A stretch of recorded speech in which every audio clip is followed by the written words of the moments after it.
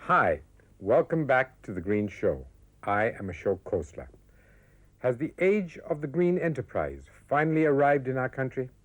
Perhaps not fully as yet, but the signs are unmistakable. We have already paid a heavy cost for the unplanned, uncaring growth we have blindly pursued for the past 4 decades. Much damage has already been done, and more is sure to come. But we may still be able to halt the environmental and social havoc caused by our lopsided development strategies. If we don't, everyone, including ourselves, will pay the cost. If we do, all of us will have to play our part. And businesses will also quickly realize that to do so makes good economic sense. In today's episode of Be Green, we investigate the downside of cosmetics. Next, we throw some light on how fluorescent lamps can brighten our lives. We now take a look at the greener side of the EICHER group. And finally, we wind up this episode with a story on how our eyes can get affected while working in electronic factories. Want to win a beauty contest? How about putting a dash of nitrocellulose on your nails, lithium hydroxide on your hair, alpha hydroxy acids on the skin, and phenol on your face? Sound awful? But this is what many people do every day.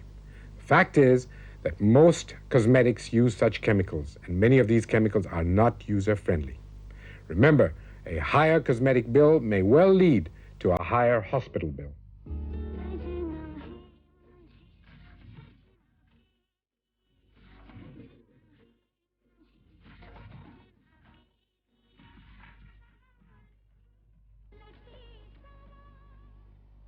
To give it a little touch, because it looks very plain if you're going out without makeup. Well, you look fresh, because if you are in some business or something, you have to look fresh in that. It makes one look very glamorous and very attractive. I feel that I'm a complete person, full person when I put on perfume or cologne or something. Today, cosmetics are an inseparable part of our existence. They mask our feelings and present us as standardized, beautiful people. However, their dark side cannot lie ignored. Are cosmetics safe? National Health and Medical Research Council of Australia, for example, issued a warning to consumers that they should not use cosmetics that contain retinoic acid as an ingredient. This warning was issued following certain reports that women who use this cream in the first 3 months of pregnancy gave birth to deformed children. Now, this retinoic acid is in Australia is used in cosmetics, used for in creams used for the treatment of acne and pimples. Evidence from ancient literature and art forms reveals that in our country, makeup or shringar constitutes 16 elements which were primarily derived from nature. These were gradually replaced by chemical-based preparations. In a hair dye, you have a compound called paraphenylene diamine, which is notorious for causing allergies and eczematous reactions. तो मैंने die लगाई थी, die लगाने पे वैसे ये reaction कर गया, यहाँ पे लाल लाल से और पानी से निकलना शुरू हो गया, खुजाई लगती थी. Perfumes, because they are made from plants, whenever they are applied onto skin, they absorb the ultraviolet light.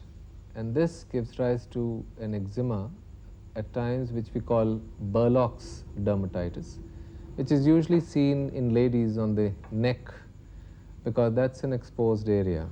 On the other hand, you have cosmetics that would tend to lighten your skin. We Indians, for instance, are very enamored of fair complexion. Therefore, we would use certain cosmetics to cause lightening of our skin.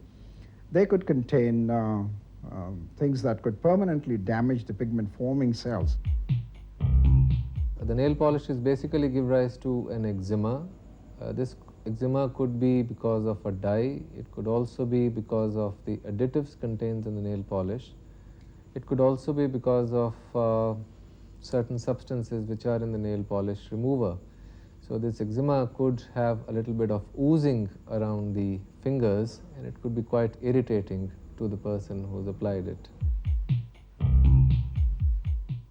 Most soaps do contain certain alkalis, and therefore they could irritate the skin, particularly if the skin is very dry.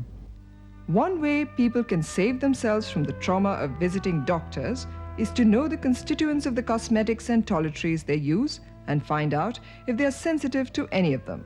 When I go for the product, I see the quality. I will not go for any local product or anything, because I know, like if I buy a 12 rupees lipstick, it's definitely going to harm my lips. So I'll always go for something quality product, but I really don't know what are the ingredients. We at times still go for the foreign stuff, because after all it is your skin and your face which matters to you, and you just get it once in a lifetime. The multinational brand names always carry the details of composition along with the manufacturing and expiry dates and warning, if any. Pick up any foreign cosmetic and in all likelihood you'll find these details on the packaging. But products of the same company sold in third world countries like India do not carry this information. After random sampling of several Indian brands, we found only the date of packing mentioned on them. The cosmetics do come under the Drugs and Cosmetics Act insofar as their quality standards are concerned. But unfortunately, we have no laws that make it mandatory for manufacturers to write the contents of the cosmetics on the package. I think it's important for us to know what constituents there are. In fact, they may be more important to the doctor to know what constituents there are, because then he can at least narrow down the field to which a particular individual might have developed sensitivity. If we do not know any constituents, we're just in the dark. On their packets, they give the manufacturing date. They don't give the expiry date.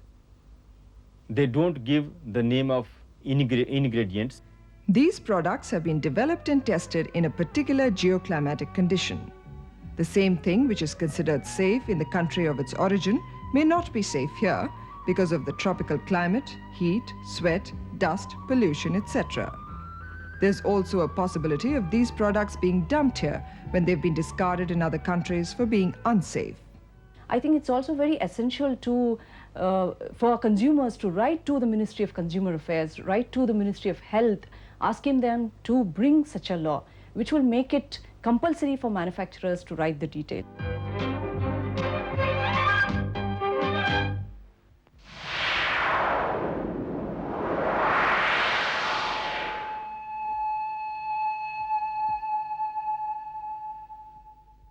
In my younger days, being called a tube light was definitely not a compliment. That's how they referred to slow mental reflexes, implying, I suppose, the way the tube flickers for a while before it finally comes on. Today, fluorescent lamps are in. They light up your place and also lighten your electricity bill. Perhaps that is why so many companies have gone the next step and come out with the new compact ones, the smart tubes of today. We take a look at these lights, which could make a dramatic difference in the country's energy budget and your pocket. At least 25 to 40% of the energy we generate is used for lighting. An efficient use of this energy results in smarter and more environment-friendly businesses. An incandescent bulb is the most inefficient way of producing light. It converts only 2 to 4% of input energy into useful visible light. Compared to this, the fluorescent light converts 22% of input energy into useful visible light.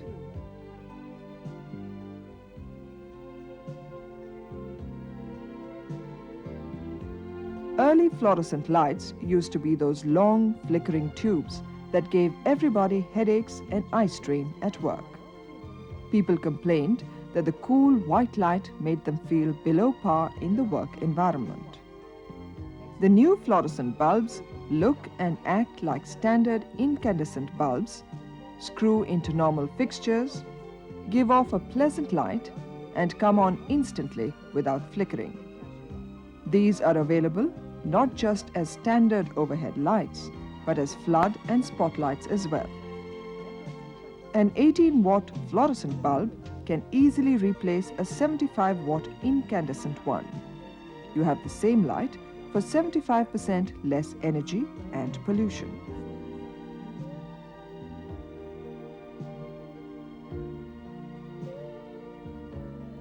Fluorescent bulbs are less sensitive to voltage fluctuations and fuse less frequently. Each bulb lasts 5,000 hours instead of 1,000 hours for the normal bulb. A room using 4 60-watt incandescent lamps for 4 hours a day will consume 87.6 units in 1 year. 4 20-watt tube lights, which give you exactly the same amount of light, will consume only 29.2 units a year. In 1 year, 1 incandescent bulb uses 65.7 units. A fluorescent bulb uses 21.9 units in the same period. If you assume 1 rupee per unit, you save rupees 43.80 per bulb. Multiply that with the number of bulbs you have in the factory or office. The savings run into thousands.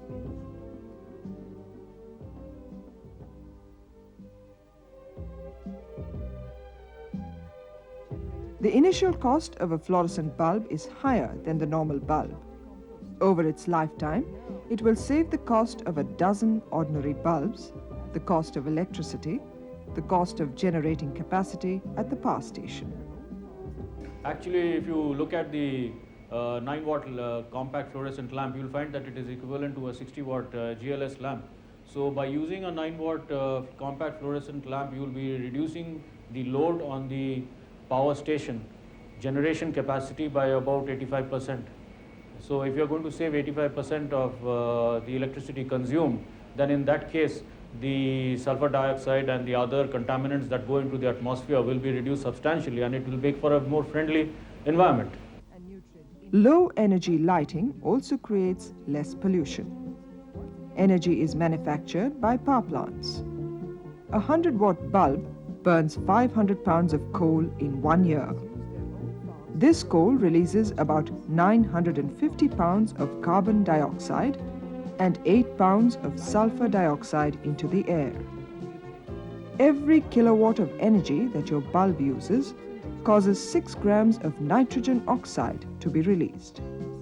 One compact fluorescent can, over the life of the bulb, save 400 pounds of coal from being burnt, eliminate the production of 1 ton of carbon dioxide, and 143 pounds of sulfur dioxide.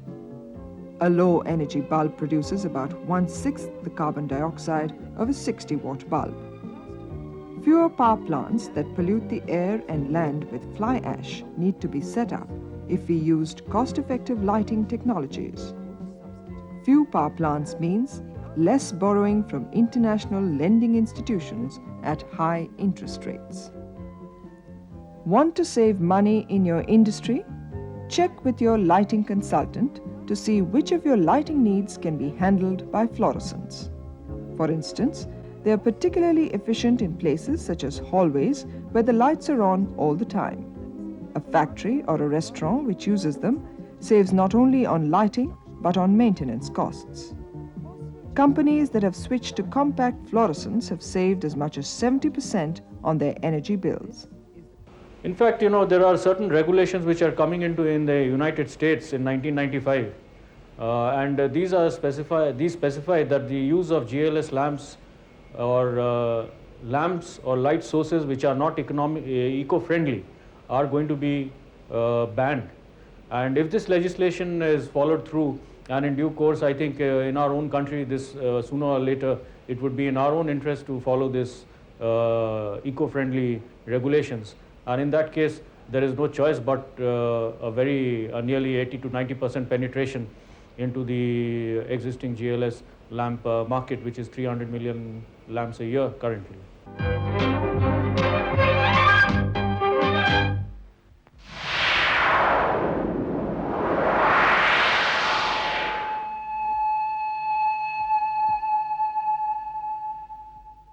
A competent environmental auditor is hard to find. That is why, perhaps, EICHER has brought in some of our earthy friends to do the job. Fish at EICHER are the environmental auditors for water pollution. Fishes as pollution indicators are undoubtedly effective, but these auditors don't earn much of a living. Rather, they pay with their lives, and this tells us that the pollution limits have been crossed. Of course, EICHER has made it their business not to allow this to happen.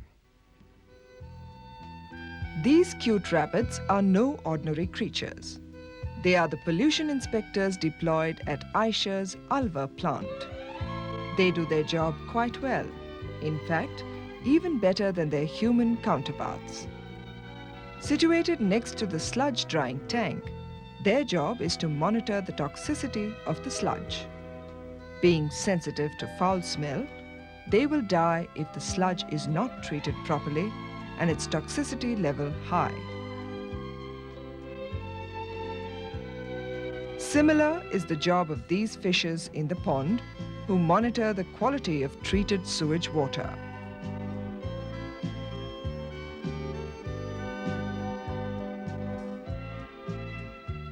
The solar panels installed at the Alva plant supply hot water to both the canteen as well as the washing machine. The component washing machine uses a degreasing chemical which has to be heated to 70 degrees Celsius for optimum results. 300 kilowatts of electricity are required every day for this purpose. With the use of a solar heater for preheating, this requirement has been reduced by 70 kilowatts.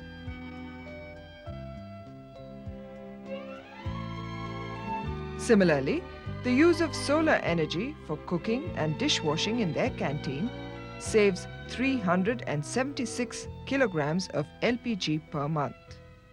In EICHER, we have laid down our own standards. These are much more rigid than the standards which are given by the state pollution control boards. In some cases, these are almost 100% more rigid. And we have a system through MIS, that is every month we get the information system, in which it is reported that as per our EICHER norms and our actual norms where we are. And we are certainly much better than the norms laid down by the state boards, but we may not be absolutely as per our EICHER board norms, but we are moving gradually in that direction. Huge quantities of oil, mainly kerosene and diesel, are used in the engine manufacturing unit for cutting, washing and cleaning of components. These are recirculated and reused before finally being discharged in the effluent treatment plant. 1,433 liters of kerosene and 594 liters of diesel is thus saved every month. The waste oil is finally separated in the oil separation unit and is sold in the market as furnace oil.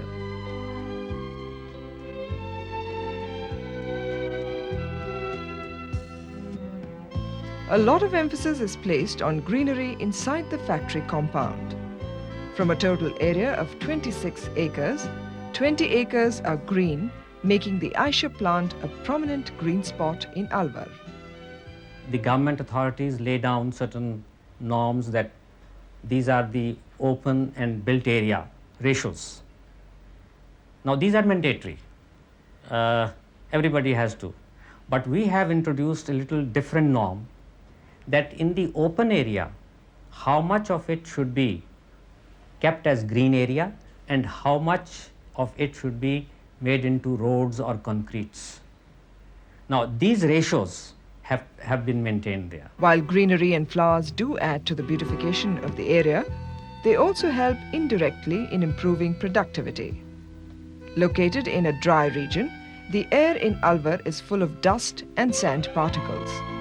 These take a heavy toll on the machinery as they increase the wear and tear. This means frequent repairs and replacements. Grass and trees reduce the impact of suspended dust particles to a large extent, which also means an increase in productivity. Alwar doesn't have a sewage system. Therefore, effluents from the factory need a viable alternative method of disposal. Water is a scarce resource in this region, and maintaining greenery requires a lot of water. Where does EICHER get the water from? Yes, it is from the effluent treatment plants in action.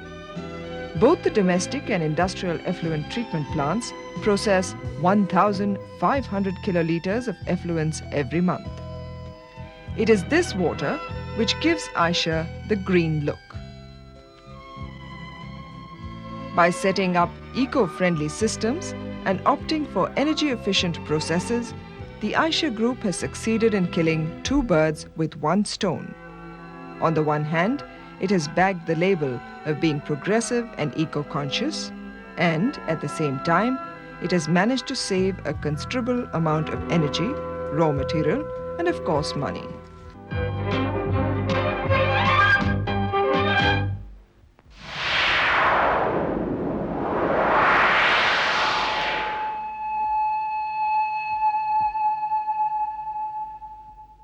The ecological ethic is about much more than planting trees. It is a whole new way of life, at home and at work. And a great deal of it boils down to a question of health, personal health and community health. The interesting point is that it usually doesn't cost much. Take the environmentally sound workplace, for instance. In many industries, all it needs is simple, inexpensive things like screens, gloves, earmuffs, or protective glasses. Show that you care, not only for your workers, but also for your own well-being, because good business foresight has a lot to do with good eyesight. Detailed surveys in Korea, Japan, Hong Kong, Malaysia, and the Philippines have shown that in electronics manufacturing, one of the dangers that have emerged is the permanent loss of good eyesight because of the unhealthy working conditions. In South Korea, 95% of the workers have developed eye problems after only 1 year of work. In the Philippines, it was estimated that 50% of the electronics workforce have poor vision. Such eye problems are remarkable, considering that for most jobs, only applicants with a 20/20 vision are hired. The most common cause of eye problems are irritant chemicals that can cause physical damage to the eye, such as burns, scarring, formation of cataract, and blindness. The chemicals in the list can cause internal and external eye damage. Some chemicals, when absorbed in the bloodstream, may have a toxic effect on nerves and muscles which control vision, leading to the loss of normal color perception, peripheral vision, normal eye-hand coordination, blurred vision, hallucinations, and decreased ability to see in the dark. Low humidity in air-conditioned work areas leads to dry eyes, which are more easily irritated by chemical vapors. Myopia or nearsightedness is the most common form of damage from repetitive detailed work with scopes or monitors. Occasionally, scopes are not focused properly or are damaged, leading to double images, causing nausea, headaches, and dizziness. Permanent eye damage is usually the result of using defective scopes. Some electronic companies refuse to repair broken scopes or TV monitors, saying that a person's eyesight is worth less than the cost of a scope. This does not make good business sense because sub-quality work will make the company's reputation suffer. Lasers used in the semiconductor component assembly process are very dangerous because their concentrated beam is powerful enough to burn the eye and skin and can cause blindness, eye burns, and cataract. Similar problems are caused by ultraviolet light from drying lamps and welding arcs. Medical surveys have shown that workers working with TV monitors continuously for more than 4 hours every day suffer deterioration of eyesight after 1 or 2 years. The glare of the light reflecting off the TV screen, the flickering and having to focus on small moving objects is the major cause of eye strain, fatigue and headaches. Each worker's vision should be checked at the time of employment and regular checks thereafter so that any change can be detected. Use face shields or safety goggles when using chemicals or lasers. Take a 15-minute break at least once every 2 hours. Use polarizing lenses or screens to reduce the glare from bright lights or TV monitors.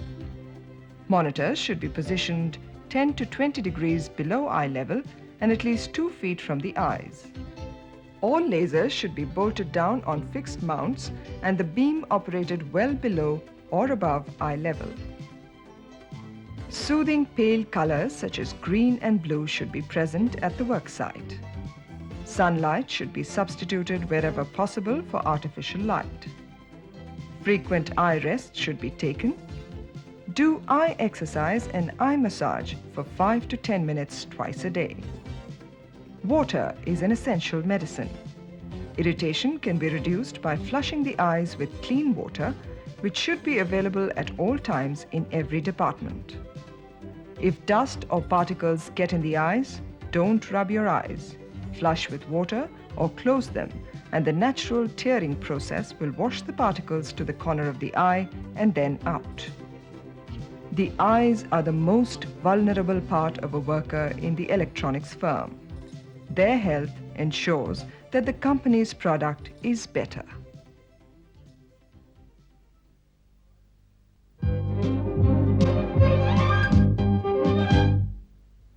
Barring a few remarkable exceptions, business houses in India have a long way to go before they become environmentally sustainable.